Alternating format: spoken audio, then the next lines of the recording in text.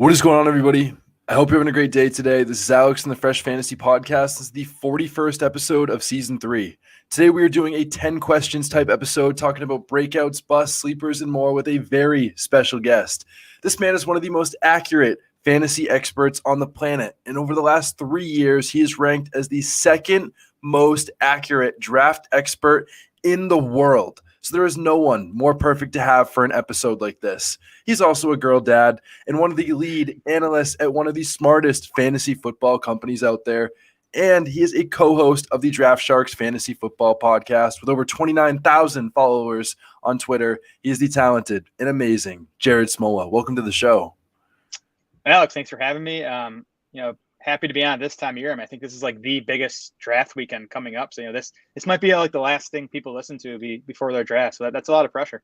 That is absolutely a lot of pressure. And again, the no better person to have, someone that's pretty accurate. But again, that doesn't mean there's still not pressure on your shoulders. Regardless of your finish, people are expecting big things from you on this episode. So hopefully we can hold up to that. But I'm excited today to get to talk about some breakouts, busts, sleepers, a little bit all over the place, and some of your favorite guys. And I will say we're also going to get some honorable mentions for you on some of these names because, again, you've been very, very accurate over the last couple of years. So we have to get the best information from the best people possible. But we will start with our breakout portion of the show, and we will do a breakout for each position this year. Jared, we will start with you because you're the guest, and we will start at quarterback. Who is your breakout quarterback for the 2022 season? And so I wanted to go a little bit off the board here, not with one of the more obvious guys, but one of my favorite later round quarterback targets this draft season has been Trevor Lawrence. I'm just giving him a mulligan for last year. Like that was a total poop show in Jacksonville last year with Urban Meyer. And I like this. I like the arrival of Doug Peterson as head coach. If you look at Peterson's Eagles offenses, they were all fast paced. They all finished top 8 in total plays per game, and they were all pass leaning as well. They were all top 14 in situation neutral pass rate. So I think, last year's Jags were slow. They were conservative. They were run leaning. I think it's going to be totally different this season under Doug Peterson. And I mean, Trevor Lawrence was as close to a can't miss prospect as we see coming into the NFL. He can run a little bit. That's big for fantasy. He's going to, give you, I think, 300, 400 rushing yards this season. They added some weapons. I mean, the weapons aren't awesome, but I think, Christian Kirk, Evan Ingram, you get Travis Etienne healthy this season. I think the weapons are good enough. So I think Lawrence has a shot to finish as a top 12 fantasy quarterback this season. Wow. I love that. With that being said, with Trevor Lawrence being let's say Trevor Lawrence is a top 12 fantasy quarterback for the season. Who are the guys on the Jaguars that are going to be the biggest fantasy producers if he hits that high range of outcomes? Yeah, so I am actually heavily invested in this entire Jags offense this year, which is a little bit scary because it's the Jags. But I love Travis Etienne. In full PPR leagues, getting him, back half of the third round in the fourth round. Christian Kirk is one of my favorite value wideouts. I think you look at the money they paid him, you look at the preseason usage in that second preseason game, like he's going to be their number one guy. He's going to get nice target volume, to pay off where he's going in drafts. And then Evan Ingram, people hate the guy. He's been mostly disappointing through his career so far. But you look at Doug Peterson's history as head coach, again, he tends to feature the tight ends in his passing game. So I think Ingram is going to be a pretty big part of this attack. Yeah, and I think if I have it correct at the top of my head, I mean, the worst season Evan Ingram's ever had, he's had a 15% target share at the worst season that he's had. So If he continues to have that this year in an offense that's going to be passing a lot more than maybe some of the previous offense that he's in, that could be really big for him. My guy that I also went off the board. I'm defining breakout as someone that will outperform their ADP, not as someone that is an actual breakout for fantasy football always. So now I have Kirk Cousins. Kirk Cousins is 34, so not exactly a breakout candidate, but it's been a guy that's been top 13 as a QB in 6 of the last 7 years. And that has always in Minnesota been in a very run-first offense. And now they have the offense coming over with Kevin O'Connell, the former Rams offensive coordinator, bringing that West Coast offense to Minnesota that has historically been very run-heavy. Justin Jefferson should be even better this year. KJ Osborne will take a step forward. Irv Smith, I think, is an upgrade at tight end. They're using Dalvin Cook both in the backfield, out in the slot, out wide. And please, fantasy gods, just keep Adam Thielen healthy for at least like 10 games this year. And if all those things come together, they're passing more than ever in this new offense. I think that Kirk Cousins, we could see a similar he said 3 top 10 finishes in his career. I think we could see that once again. We saw it with Matthew Stafford last year, how much this offense helped. I think they'll do the same thing for Kirk Cousins. Is he a guy you're drafting in the later rounds along with Trevor Lawrence? Yes, I think Cousins is a very safe bet. Like I don't know if he has a huge ceiling, but if you're just in like your home league and you're looking for a safe, lower end quarterback one, I think you can't go wrong with Kirk Cousins. Absolutely. Well, I think if you want to go for someone even bigger, better, with a lot more upside, I mean, it's Jalen Hurts. I think that's the most overlooked name. I know that people talk about Jalen Hurts a lot, but I think the biggest thing people forget about, he was still the QB1 overall in fantasy for 2/3 of the season. And Quez Watkins and Jalen Reagor both finished as top 4 targets on that offense. Like, that is the guy that is, I think, could finish as the QB1 outside of the top 5 easily this year. I think he should be ranked as a top 5 QB. Are you a Jalen Hurts guy?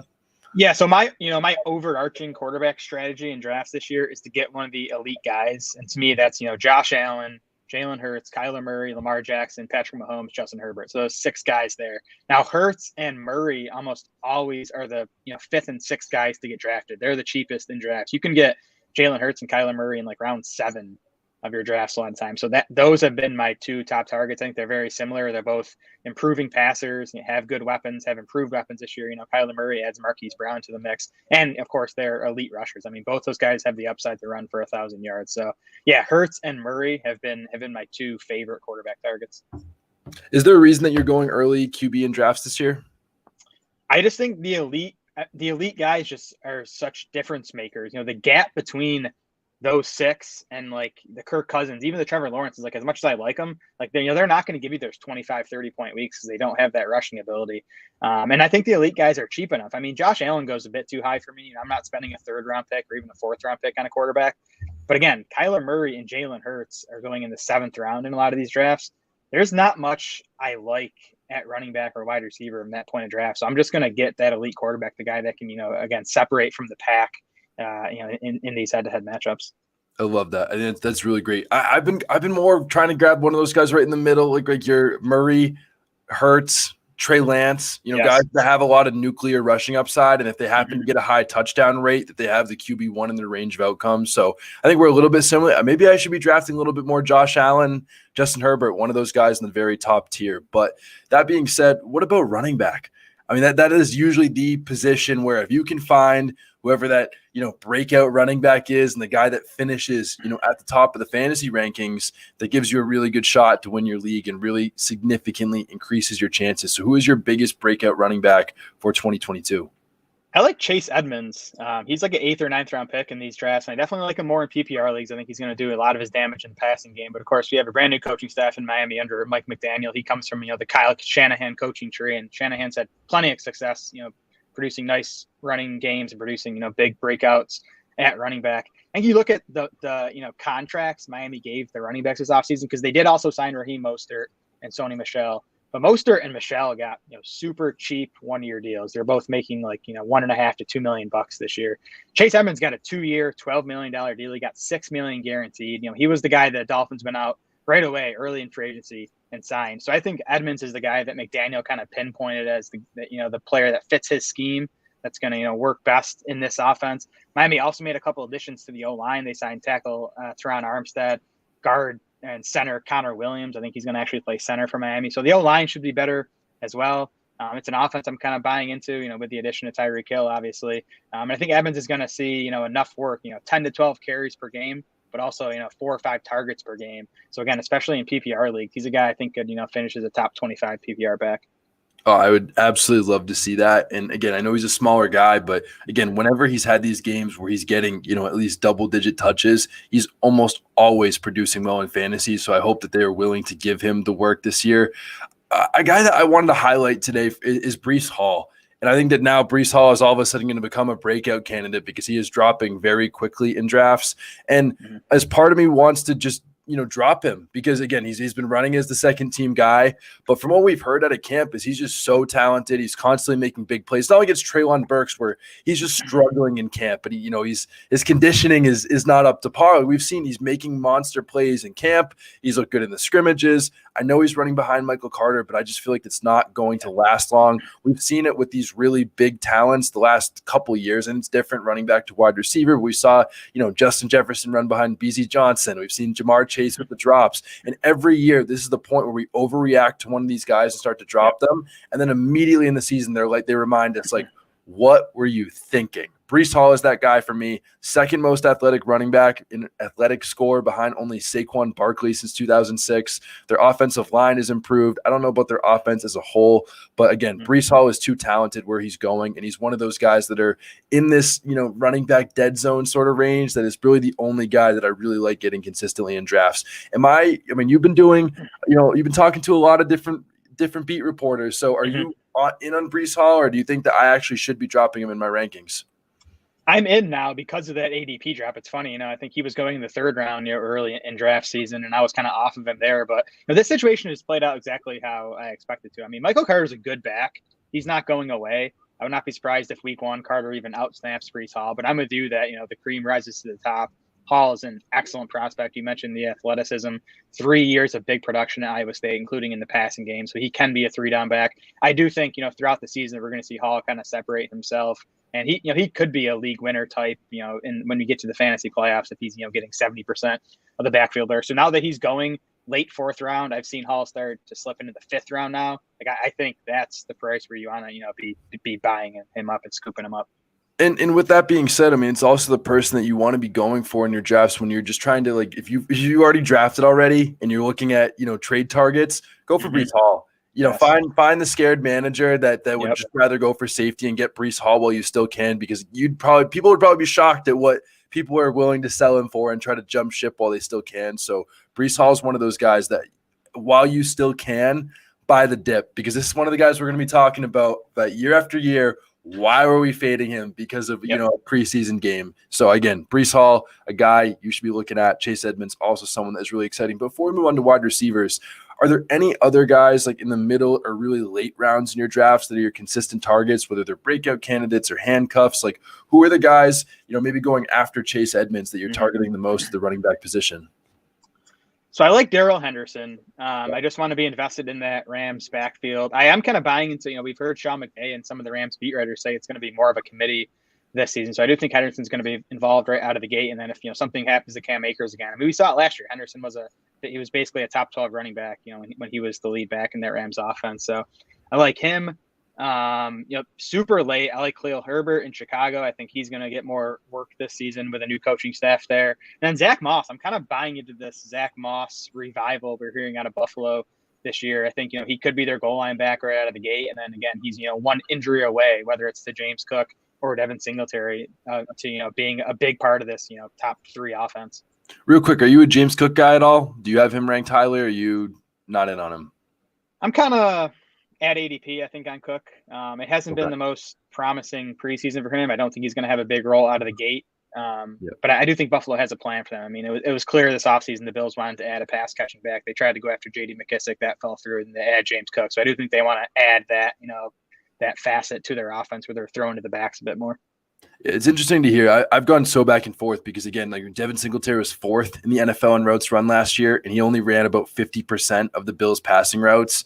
And they have other big needs, and they still drafted James Cook in the 2nd round. So if he is as good as they seem to think he is, the pass catching back that could see a lot of targets in an offense like this that's running all these routes and is on the field, for a lot of passing situations. I just have faith in Cook to be the running back one potentially in an offense like this. Again, is it going to happen? No, but he's one of those guys at that point in the draft that I want to be taking every time, because he could be the running back one in a great offense, catching a lot of passes. But I don't know, maybe I'm a little overhyped about it, but again, one of those guys in ambiguous situations that you want to be looking for. But let's move on to wide receiver. Who is your breakout wide receiver for this season? Yeah, Rashad Bateman is my guy here. And it was an underwhelming rookie season, but there were excuses. He had the groin surgery in August that knocked him out for 2 months. He missed the first 6 or 7 games of the season. Even when Bateman came back, he played half of his games without Lamar Jackson. There was Tyler Huntley in there for Baltimore. So I'm still a big believer in this guy's talent and his, long-term upside. He was a great prospect coming out of college. He had the massive college production. He was an 81st percentile athlete, got first-round draft capital from Baltimore. And the opportunity this year for Bateman is just awesome. We obviously have Marquise Brown gone. Marquise Brown last year, 25% target share. He was 11th among wide receivers in expected fantasy points per game. So he was getting wide receiver 1 level usage. I think that is what Bateman is going to be stepping into this season, especially with Baltimore's backfield still. There's a lot of questions there still. It looks like Gus Edwards is going to miss at least half the season. J.K. Dobbins is not going to be a full go out of the gate. So I think you're going to see Baltimore, pass a bit more than they have in recent seasons because of those backfield issues. So again, I think Bateman's going to get, top 12 level opportunity, and I think he's good enough to capitalize on that. That makes me so happy. I've done six redraft leagues so far. I have a ton coming up, and I have Bateman in I think 5 of them so far. So I absolutely love Bateman. He's been a great guy to target in some of these auction leagues. But I'm super excited about him. That's good to hear. Like you said, if he's getting a role with a lot of targets, like who else are they going to throw to? James Prochet? One of these other receivers, like outside of Mark Andrews, I think that Bateman has the opportunity to be that guy. Will he be? Remains to be seen, but a guy that we should be targeting nonetheless. Another guy going in that range that I also really love is Amon-Ra St. Brown. I'm just all in on him. He's my next guy that I have a super high share of in all of my drafts, best ball redraft, anything you could possibly name. I mean, he earned an 80-plus PFF grade as a rookie. 100% of players to earn this 80-plus grade had a top 12 season by their 4th year. That's 13 players so far, 13 out of 13. They've also reported that he's had about a 33% target share in camp, similar to what he was getting last year.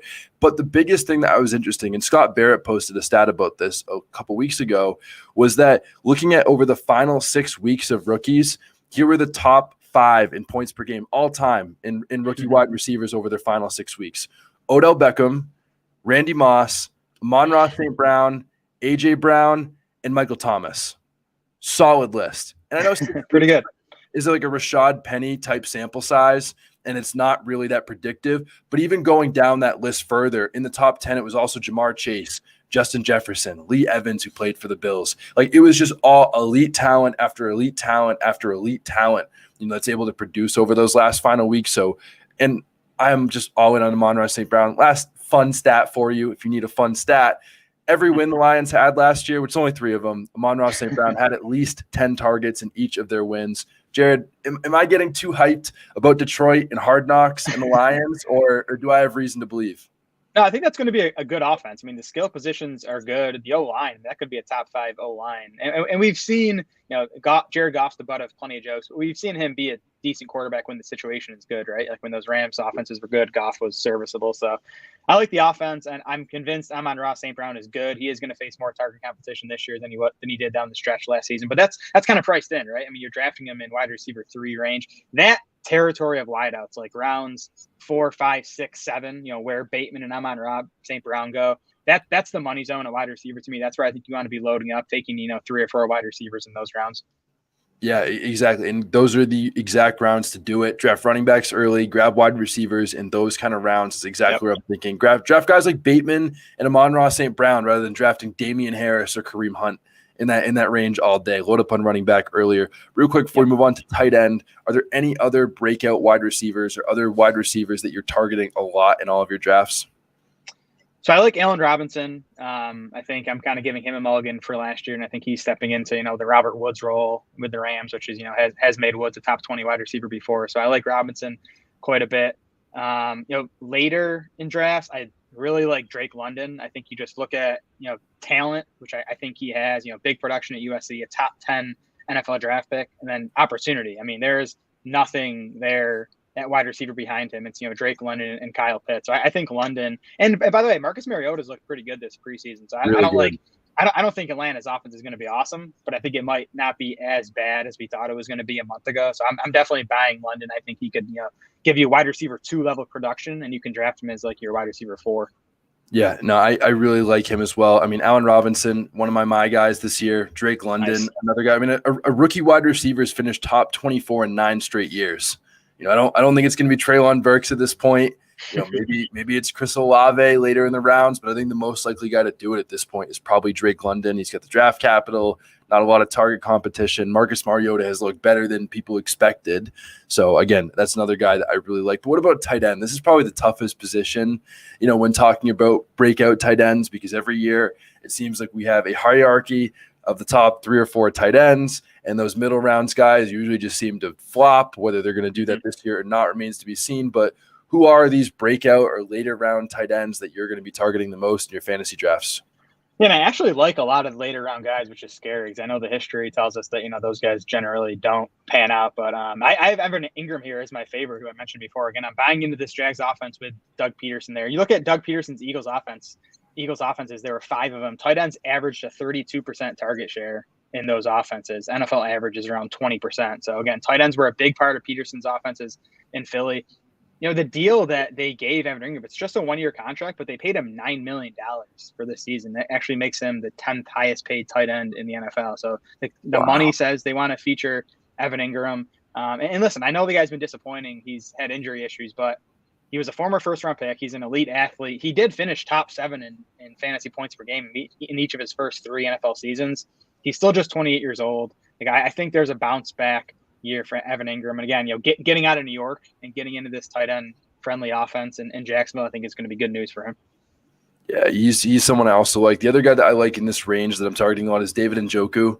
I mean, David Njoku, again, another former first-round talent. It's in a better situation. Jacoby Brissett has targeted tight ends at a top 5 rate, since entering the league. And the biggest reason I think Njoku hasn't produced the last couple of years, they signed Austin Hooper on a giant contract, which is not helping Njoku. He's only been playing about, less than 2/3 of the snaps the last couple of years. But in preseason so far, for what it's worth, the usage has been huge. He's playing about 100% of the snaps with the first team offense. Jacoby Brissett's going to be the quarterback for most of the year, and he targets top tight ends at a top 5 rate. When at the end of the season, he has Deshaun Watson, which I think would be, helpful for their offense wise and probably for David Njoku. So I think he's one of those guys that's athletic, first round draft capital, and could produce, in this offense, this year. But him, Evan Ingram, Hayden Hurst is a guy that I'm willing to take some shots on. He's got a lot of target competition, but he could be this year's, Robert Tonyan or a guy, Dawson Knox, that just falls into a lot of touchdowns. Yep. The last guy I like that, everybody seems to like because the targets is Cole Kmet. I think everybody knows that Cole Kmet's an interesting sleeper this year. But again, Njoku, Evan Ingram, Hayden Hurst, Cole Kmet, those are the guys that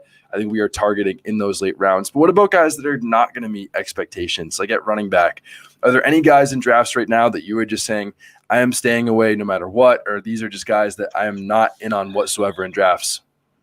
Yeah, I have DeAndre Swift here, which it's gonna be controversial. I know, and I know a lot of sharp people are on him. He goes like a half round too early for me. Like I see him as like a mid-second round value. He's usually going at the 1-2 turn.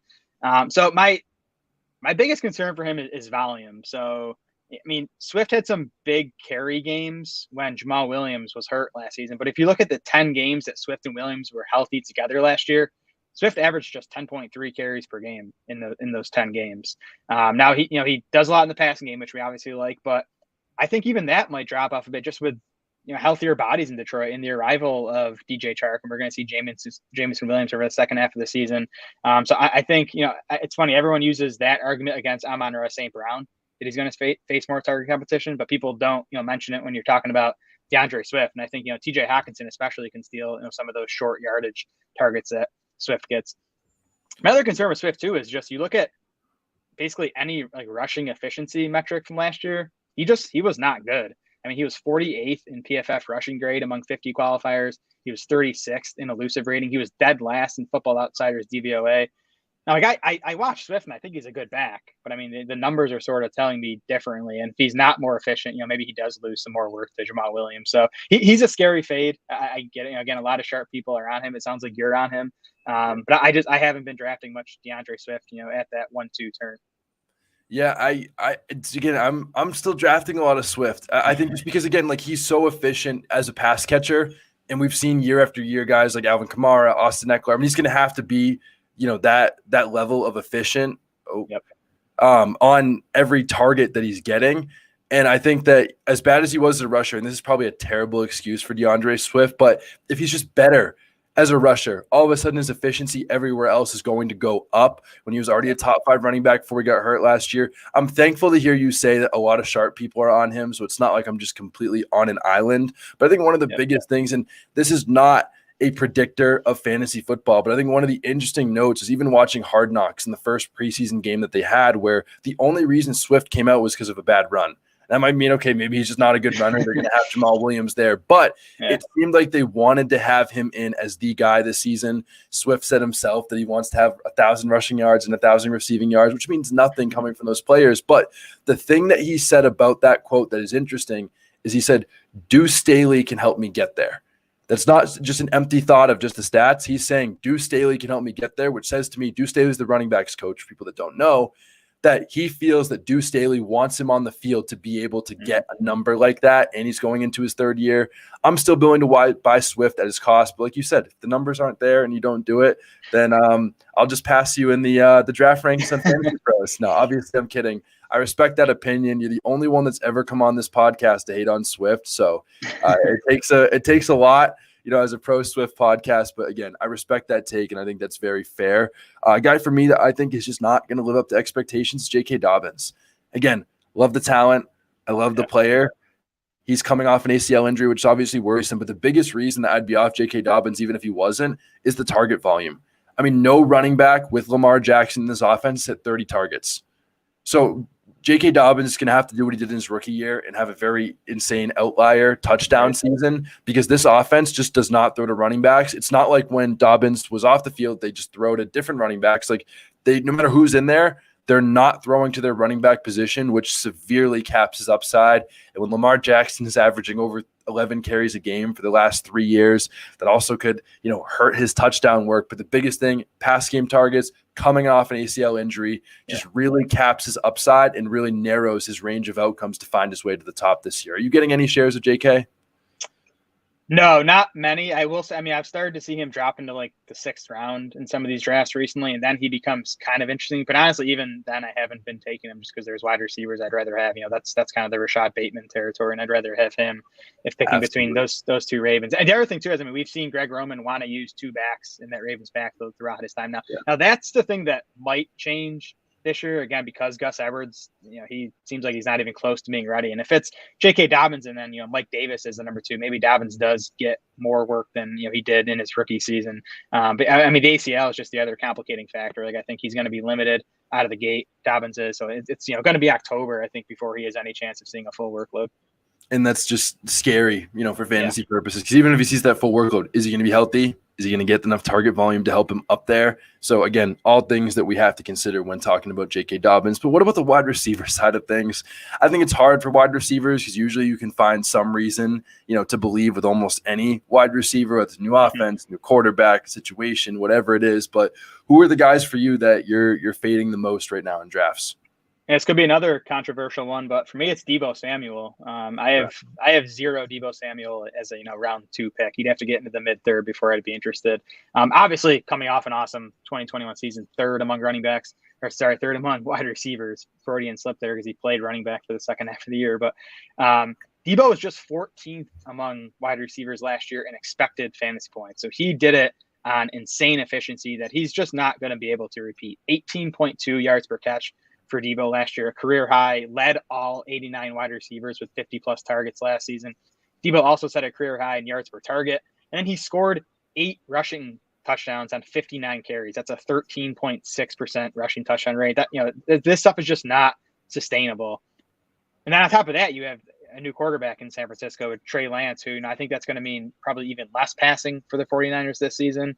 And I'm excited about Trey Lance from a fantasy perspective, but I think it's very possible that he's actually a downgrade as a passer from Jimmy Garoppolo this year. Like, Garoppolo, he's not great, but he was good in the construct of that 49ers offense. You look at Garoppolo's efficiency stuff, the completion rate, yards per attempt, like he was efficient. That stuff might drop with Trey Lance. So I just think you're going to, get a pretty big dip in efficiency from Deebo Samuel this season. And then you have, all the Brandon Ayuk stuff. Like, he's reportedly been the star of their camp. And if he's ready to take that next step, that's even more target competition for Deebo. Yeah, I'm not getting any shares of Deebo as well. And maybe this is my Derrick Henry syndrome, once again, where they just can't keep up the efficiency and they do year after year. But even if I think that there might be some people that are like, well, Jared, like Trey Lance is a better passer. He can throw deep. And that's great. He might throw deep. But the timing routes where Deebo excels and getting these screen passes, these, right around the line of scrimmage throws is not where Trey Lance excels. The deep balls are going to help more George Kittle up the seam. They're going to have Brandon Ayuk on his deeper in-breaking type routes, intermediate part of the field. But the timing throws that Deebo Samuel thrives on are where, they need Jimmy Garoppolo for that. So, again, I'm with you. I don't know if he can keep up the insane efficiency. Maybe he can. But at the expected points like you talked about and where he's going in the drafts and a new quarterback, for those reasons, I'm also fading him. Another guy that I just can't get on top of no matter how far he goes in drafts, and maybe at this point he's just worth taking, is Amari Cooper. I just can't get excited about Amari Cooper no matter what. Like, he's on the Browns. Jacoby Brissett's going to be the quarterback. I get it. Deshaun Watson might be back for the playoffs, but, I want to make the playoffs, and Amari Cooper is just not someone that feels like he is going to help out my team. Like I said, it's an ugly situation. He's never been a top 12 wide receiver in points per game. He doesn't need to be where he's going in drafts right now, but I think that Dak Prescott is a really, really good quarterback, and I think that's definitely helped elevate Amari Cooper, where we don't even know if Deshaun Watson will end up playing, at the end of the season. As much as people believe so, we just don't know with that situation. And for that reason, I'm just completely out on Amari Cooper at cost. But do you think there's a point where he goes low enough where you're going to start drafting him, or are you staying away? Yeah, he's a guy, like, every time I've looked at the rankings on DraftSharks this summer, I've just wanted to move Cooper farther and farther down. I was kind of reluctantly taking him as a wide receiver 3 back when we thought we'd get 11 games from Deshaun Watson. But now that we know Watson's out for the first 11, I'm kind of with you. Cooper's a guy I'm just passing over. 100%. Going deeper in the draft, who is one super deep player that you find yourself taking, whether it's in the last round or the last couple rounds? Who are the guys at the very end of your drafts that you're taking in a lot of leagues? I have a lot of Wan'Dale Robinson, the rookie wideout for the Giants.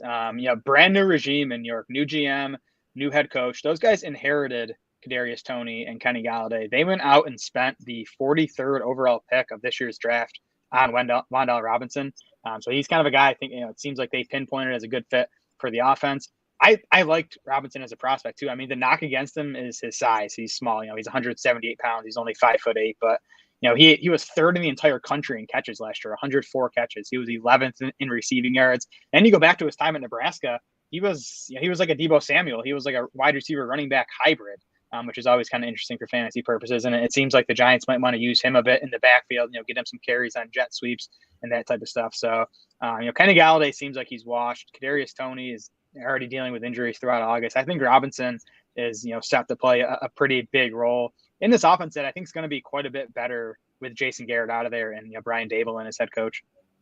That's really interesting. And like you said, the path of touches is clearly there, and draft capital speaks volumes. We talked about the same thing with James Cook earlier, where if they have other needs in their team, like they have wide receivers, and they're still going out and willing to spend that kind of draft capital on someone, that means they have big plans for them. Is it going to happen? We don't know. But those are the guys that you want to be investing in late in your drafts, where they're spending draft capital and the tea leaves are telling us they want to use this guy early and often.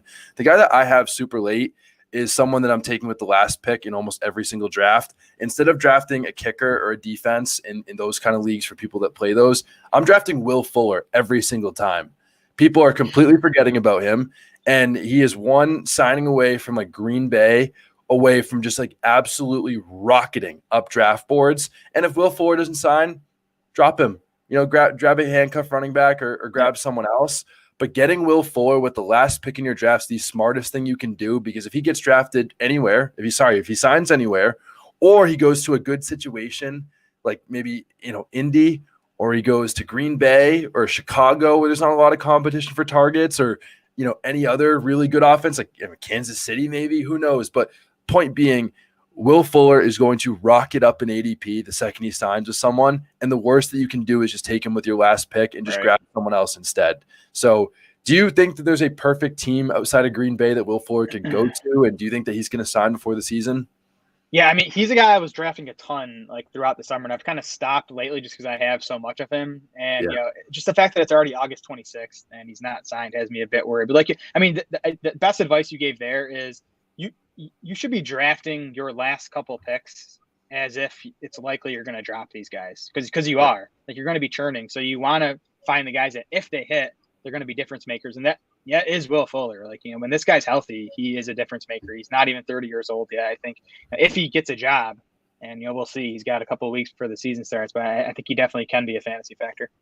Yeah, and exactly. It's Will Fuller for me. And then like the even deeper is, again, if a kicker and defense instead of those guys, draft Will Fuller and draft like Gronk or Antonio Brown or one of these guys where they're probably not going to unretire or sign. Antonio Brown is done, putting on concerts on the field as he said himself. But again, point being, those are people that you can just drop and grab your streaming defense or kicker or the last spot in your draft. Those are the perfect targets in that range. But what about, not exactly in that range, but we talk about a lot of great running backs. And like we talked about in the middle rounds, there are not a lot of really great running backs. I don't think handcuffing is the greatest strategy in fantasy football. Maybe you feel differently.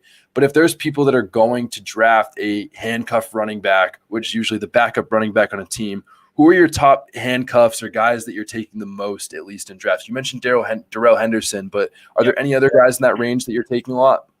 Yeah, I like Henderson. I think Alex Madison is the best example. I mean, because we've seen it, right? Like when Cook has missed time over the past couple of years, Madison has been a top 5 fantasy running back. And I think that's going to remain the case this season. So he's like the top handcuff, I think. The last guy is Rachaad White, the Bucs rookie. And I don't think he's like a threat to Leonard Fournette this season. Like I think if Fournette's healthy, he's going to remain the clear lead guy there. But White is a perfect fit in this offense. He was by most metrics the best pass catching back in this year's rookie class. And we know Tom Brady loves to throw the backs. That's what made Fournette so valuable last season is all the targets he racked up. So White to me is like a 1-for-1 replacement for Fournette, where if Fournette went down this season, I think White would step in and see most of the carries and most of the work in the passing game. I love that. The other kind of archetype that I'm willing to invest in. I love Madison. I love White. Those are the guys I'm definitely getting the most shares of. Other two guys, again, I mentioned James Cook, as a running back that could take over as the running back one in the offense. Another guy, that fits that mold similarly. Probably not a super sexy pick, but has the range of outcomes to take over and get the passing down work is Kenneth Gainwell. Miles Sanders, has not been practicing much. Seems like he'll be ready before the season. But, he has not been able to stay healthy. And even so, they really don't like Miles Sanders. Miles Sanders is saying, don't draft me. And I don't think he's saying, don't draft me because Boston Scott is all of a sudden about to be some Derrick Henry type workhorse in the NFL. I don't see that happening. I don't think it's going to, they're going to have Jordan Howard all of a sudden come back and be the guy for them in Philly. Like, I think Kenneth Gainwell is, he has the draft capital, a talented guy, and if it's not Miles Sanders, he's someone that has the passing down work that could take over as the running back one in a pretty good offense. I think those are the kind of guys that I'm willing to draft. If it's not a direct handcuff like a White or a Madison, which are the guys that I'm leaning first in that range. But that being said, we talked about a lot of guys on the episode today, but there has to be someone out there that we talked about that you are just absolutely, loving or not loving. Like, who's a player or multiple players that you think need some more love or need some more hate in drafts right now?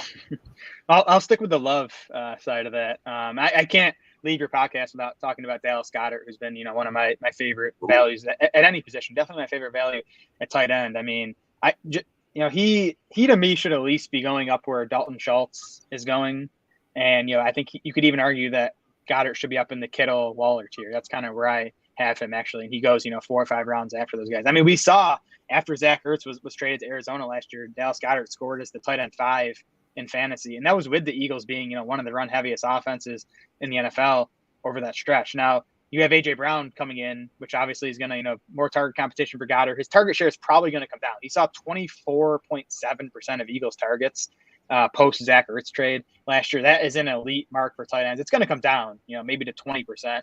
But that, I think, is going to be offset mostly by an increase in pass attempts in Philly. I think they want to be a pass-heavier offense, and I think adding A.J. Brown is a pretty clear sign of that. So I think Goddard's still going to see really good volume. The guy's just good at football. You look at yards per route run. Only George Kittle was better among tight ends last season than Dallas Goedert. So I think he's, one of the best pass-catching tight ends in the NFL. Plus, this offense under Nick Sirianni, has a history of featuring tight ends. So I just don't think Goddard is going to go away as a big part of this passing game, even with A.J. Brown added to the mix. That is fantastic. Dallas Goedert is someone I'm not getting a lot of shares of, but it seems like a lot of really sharp people, believe that he has a high range of outcomes this year and he can be a guy that breaks out into that top tier. Again, he's been super efficient, like you mentioned. I know A.J. Brown's there, but that's, drove down his cost a little bit. Yep. Clearly has a good connection with Jalen Hurts, and, beat reporters have said that he's one of the, most targeted guys in camp, outside of A.J. Brown. But I really like that pick. Is there any other guys that that are you're writing a lot of articles about, or that you're also taking a lot in your drafts that you just can't get enough of? I mean, Kyler Murray is one we talked about. I mean, Saquon Barkley is like my guy. I think he's going to finish as the top 5 back this season. He's been sneaking in the first round now, which I'm willing to take him there. The only argument against Saquon is the injuries. Yeah, but nine straight running backs to be the running back 1 overall were 25 or younger. Only guys doing that are 25 or younger in the top 12 at ADP. Jonathan Taylor, Najee Harris, Saquon Barkley, DeAndre Swift, and Javonte Williams. I mean, it seems like if one of those guys, if that trend continues for a 10th year in a row, it's probably going to be one of those guys. Saquon is probably my favorite guy of that tier to be able to do that. But Jared, it's been a pleasure having you on the show. But we have one final question for you. Your 2022 flag plant, your boldest prediction that you believe in for this season. We'll go right back to you. The floor is yours.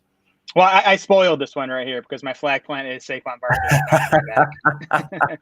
Saquon Barkley, top 3 running back. I mean, again, if he stays healthy, he's going to get the work, right? There's no one else there in New York. It's like Matt Breida behind him on the depth chart. I think the offense is going to take a step forward with Brian Dable in there. I like the scheme he's bringing.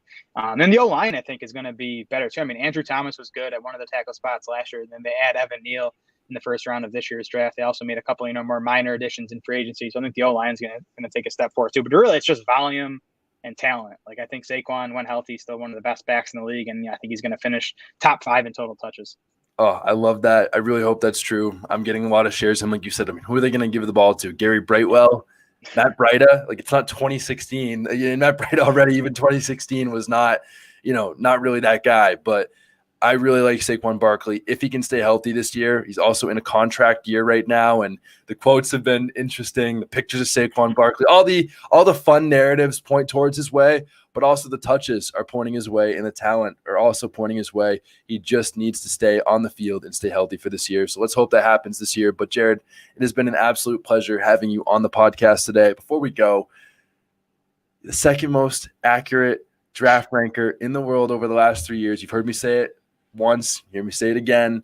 But where can the people find you in all your amazing work, and what else are you working on that people need to be tuned into? Yeah, you can follow me on Twitter at SmolaDS, and then all my stuff is at DraftSharks.com. So we are literally updating the rankings like 24/7 from now up until week 1. Like if I read something in an article that I think impacts player values, I'm going right in and updating projections. I'll be watching all the preseason games this weekend and updating projections and rankings. So if you hop on the site before your draft, you can be sure the rankings are going to be totally up to date. And then you should definitely check out our draft war room, which is our customized cheat sheet. You link it up right up to your league's site. It has customized rankings based on your league's rules, and it'll sync up to your draft room. So when you're drafting, players will come off your rankings automatically. So you don't need to be messing around with that during your draft. You'll have the up-to-date cheat sheet right there, so you can relax and make the best picks possible. Absolutely. And I think off of that, I think one of the other things that people should also be checking out is the DraftSharks Fantasy Football Podcast. I think one of the interesting that you guys have done that not a lot of podcasts have done is, talk to the beat reporters that are there at camp to try to find those little juicy nuggets. Yeah. All those episodes are about 25 minutes or less. It seems like you guys have you covered every team at this point? No, we're not going to get to every team. We got to about 20. It's tough to track those guys down this time of year. But again, you got 20 of them in there. There's a lot of really great information. I've listened to a lot of them at this point, and I think that everybody else should be tuned into. But you can follow him at SmolaDS. But it's been a pleasure having you on the show today, Jared. I really appreciate it, and I really appreciate you listeners tuning in to the Fresh Fantasy Podcast. Always great talking football with you guys at this point in the season. So hopefully you are doing absolutely amazing in your drafts. But as always, please leave a review. You guys already know what to do, and I hope you all have a great rest of your day.